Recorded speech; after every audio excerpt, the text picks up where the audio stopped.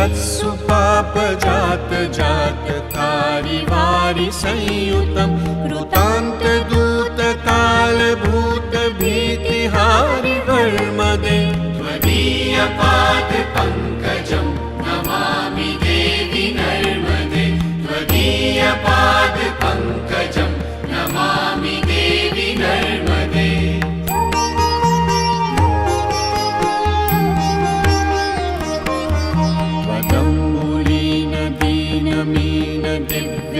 दिव्यसम्प्रदायकं कलौमलौघभारहारि सर्वतीर्थनायकं सुमच्छकच्छनक्रचक्रवाकचक्रशर्मदे त्वदीयपादपङ्कजं नमामि देवि नर्मदे त्वदीयपादपङ्कजं नमामि देवि नर्मदे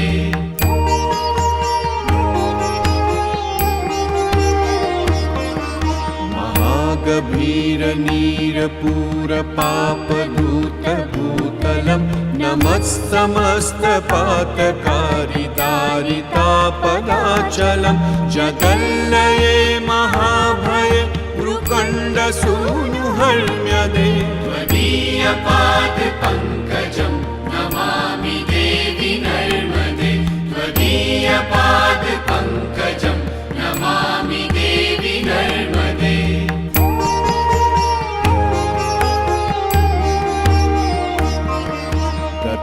तदैव मे भयं त्वदम्बुवीक्षितं यदा मृकण्डसूनुशौनकासुरारिसेवितं सदा पुनर्भवाब्धिजन्मजं भवाब्धिदुःखवर्मदे त्वदीयपादपङ्कजं नमामि देवि नर्मदे त्वदीयपादपङ्कजं नमामि देवि नर्मदे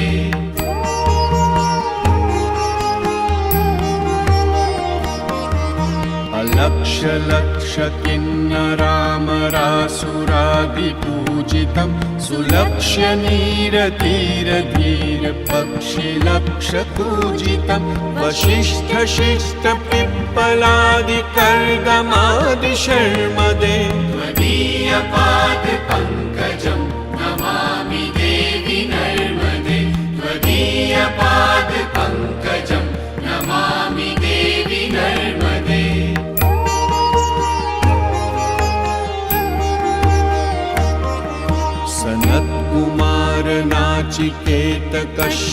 सनत्कुमारनाचिकेतकश्यपात्रिषट्पदै द्रुतं स्वकीयमानसेषु नारदादिषट्पदै रवीन्दुरन्ति देवदेवराजकर्मशर्मदे त्वदीयपादपङ्कजं नमामि देवि नर्मदे त्वदीयपादपङ्कजं नमामि देवि नर्मदे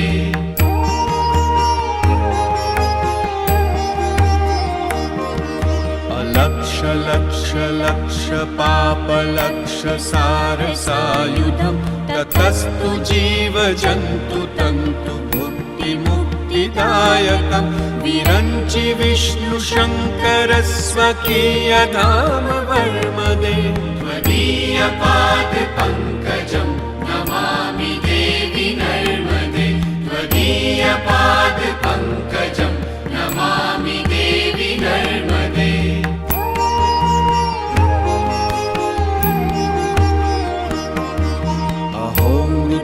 स्वनं श्रुतं महेशकेशजातटे किरातसूतवाडवेषु पण्डिते शटे नटे दुरन्तपापतापहारि सर्वजन्तुशर्मदे त्वदीयपादपङ्कजं नमामि देवि नर्मदे त्वदीयपादपङ्कजं नमामि देवि नर्मदे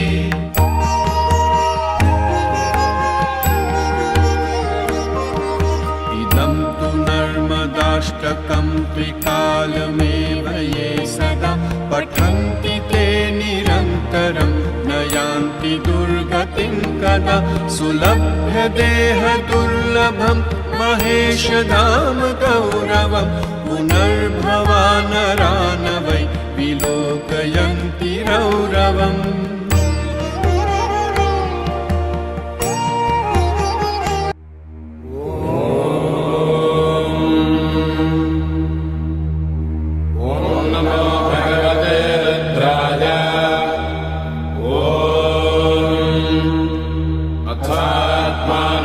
शिवात्मानकं श्रीरुद्ररूपं ध्यायेत्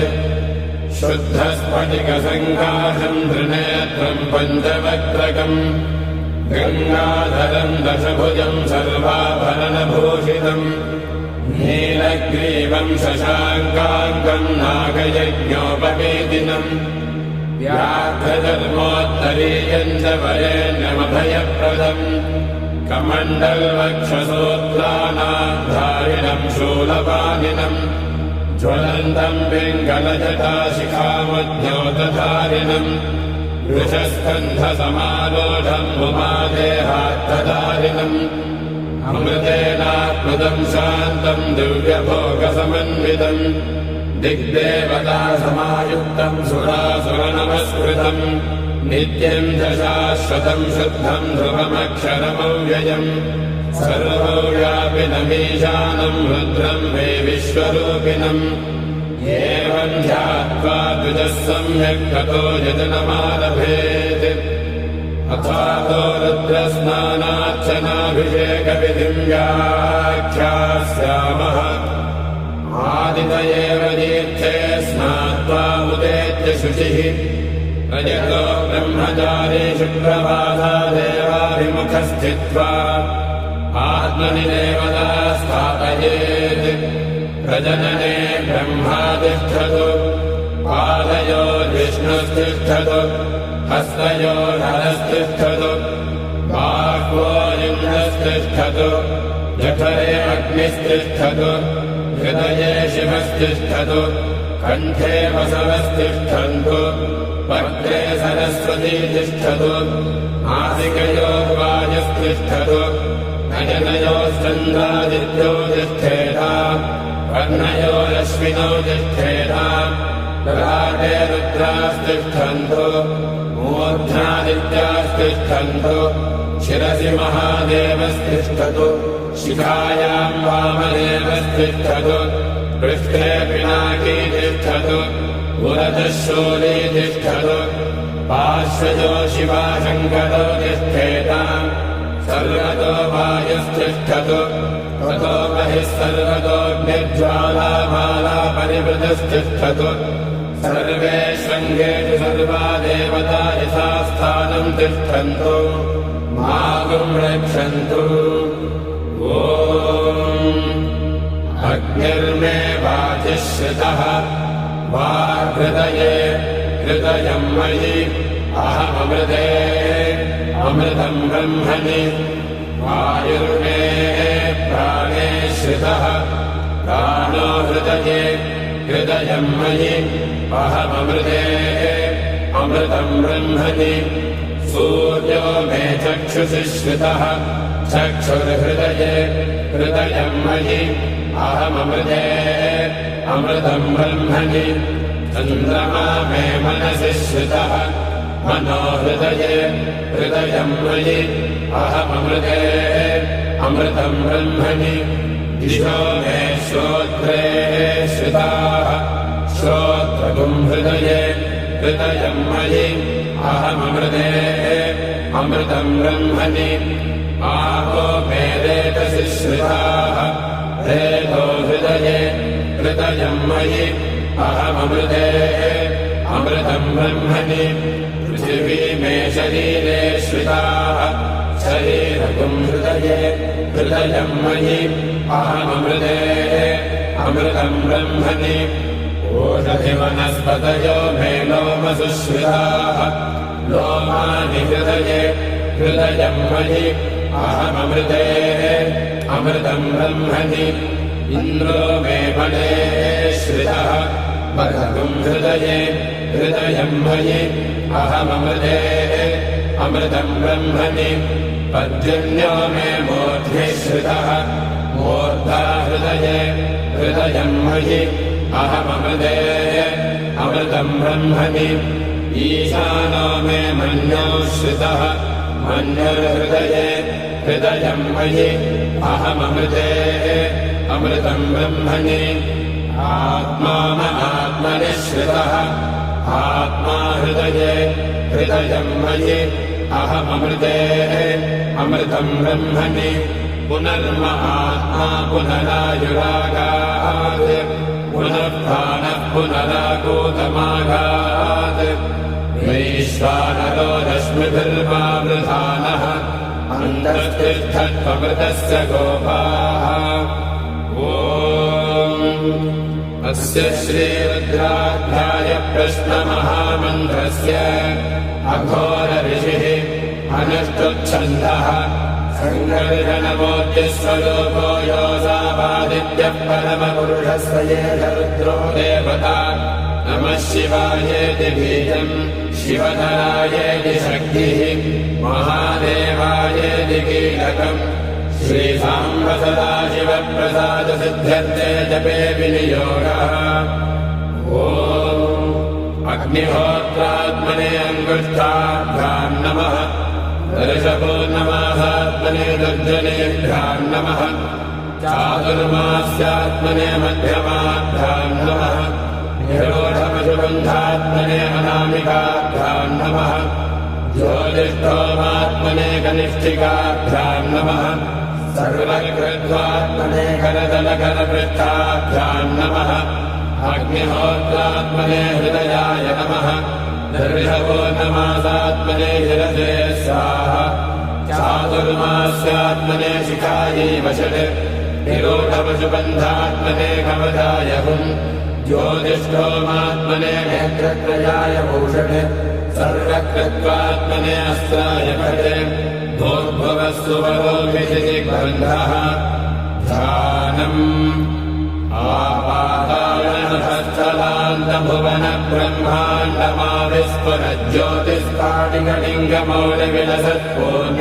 आपाताळनभस्तलान्तभुवनब्रह्माण्डमाविस्फुरज्योतिस्फाटिकलिङ्गमौलिविलसत्पूर्णेन्दुवान्तामृतैः हस्तोकाप्लुतमेकमीशमनिशम् रुद्रानवाकाञ्जबन्धाये दुर्बलम् विप्रो विविन्देच्छिवम् पीठम् यस्य धरित्रे जनधरकलशम् लिङ्गमाकाशमूर्तिम् नक्षत्रम् पुष्पमाल्यम् गहनकुसुमम् चन्द्रमन्यनेत्रम्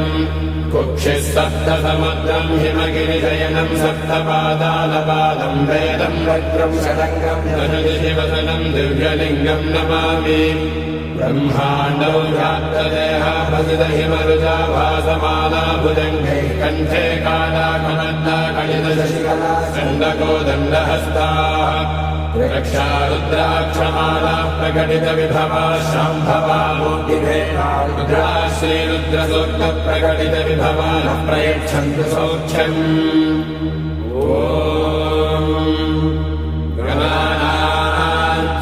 गणपतिगुम् भवामहे कविम् कवीनामुपमश्रवस्तमम्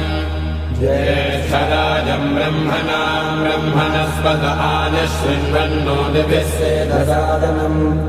ॐ महागणपतये नमः ॐ शंस मे मयश्च मे प्रियञ्च मे न कामश्च मे कामश्च मे सौमनसश्च मे भद्रञ्च मे श्रेयश्च मे वस्यश्च मे यशश्च मे भगश्च मे द्रविणञ्च मे यन्ता च मे धर्ता च मे क्षेमश्च मे धृतिश्च मे विश्वञ्च मे महश्च मे संविच्च मे ज्ञात्रञ्च मे सोश्च मे प्रसोश्च मे शीरञ्च मे वयश्च मरुतञ्च मे मृतञ्च मे यक्ष्मञ्च मे नामयश्च मे जीवातुश्च मे दीर्घायुत्वञ्च मे नमित्रञ्च मे भयञ्च मे सुखञ्च मे शयनञ्च मे सूषा च मे सुदिनञ्च मे ॐ शान्तिः शान्तिः शान्तिः ॐ नमो भगवते रुद्राय ॐ नमस्ते रुद्रमण्यवहुतोतजिषवे नमः नमस्ते अस्तु धन्वने बाहुभ्यामुदधातवे ते नमः यादयुषः शिवतमा शिवम् बभूव ते धनुः शिवाशव्याया पदया नो रुद्रमृडया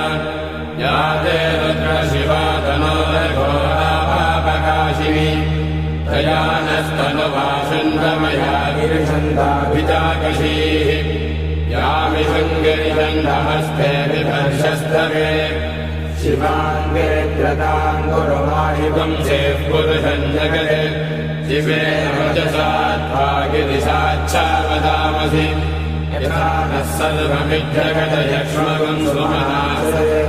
अध्यवोजदधिभक्ता प्रथमो देवाभिषक् अहेगश्च सर्वान् जम्भयन् सर्वास्त्रयानुधान्यः असौर्यस्ताम्रो अर्णवुदबभ्रस्वमङ्गलः ये चेमागम् रुद्राभितो दिक्षुश्रिता सहस्रशो वै साकुम्भेन जीमहे असंयोपसर्पतिनीलग्रीवो विलोहितः उदैनम् गोपादृशन्नदृशन्नतहार्या उदैनम् विश्वाभूतानि सदृष्टो मृडयादिनः नमो अस्तु नीलग्रीवाय सहस्राक्षाय मेधुके अथो ये अस्य सत्त्वानो हन्येभ्यो करन्नमः प्रमलमुञ्जधन्वनस्तमुभयोराग्नियोज्या याश्च ते हस्तैषवः पराता भगवो वप अवतत्यधनस्त्वकम् सहस्राक्षसते सुधे विषेद्यशल्यानाम् शिवो नः सुमना भव विद्यन्धनकपद्यनो विशल्यो मानवागुम्भुत अनेशन्नशेषव आभुरस्य निषङ्गतिः या ते हेतर्मे धृष्टमहस्ते बभूवते धनुः प्रयास्वान् विश्वतस्त्वमयक्ष्मया परिभुज नमस्ते अस्त्वायुधायानातदाय धृष्णवे उभाभ्यामुदते नमो बाहुभ्यान्तपधन्वने परिते धन्वनो हेतिरस्मान् प्रणक्तु विश्वतः अथो यदि श्रुतिस्तवारे अस्मन्निधेहितम् नमस्ते अस्तु भगवन् विश्वेश्वराय महादेवाय त्र्यम्बकाय त्रिपुरान्तकाय त्रिकाग्निकालाय कालाग्निरुद्राय नीलकण्ठाय मृत्युञ्जयाय सर्वेश्वराय सदाशिवाय श्रीमन्महादेवाय